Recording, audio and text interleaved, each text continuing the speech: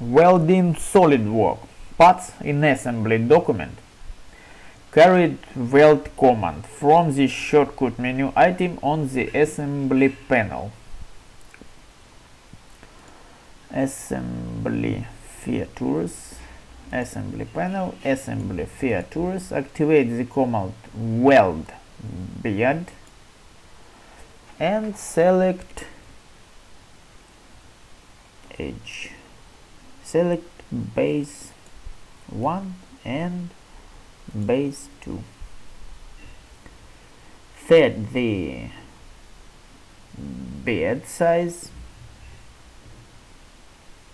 and OK, some 25 millimeters. We have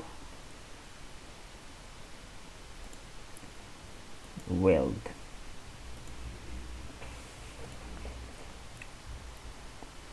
Or some another way, in the free field any panel, click right mouse button and go to the and activate the panel weldments.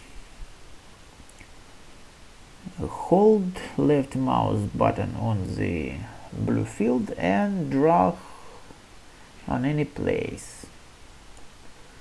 We have command weld beds on the panel and close.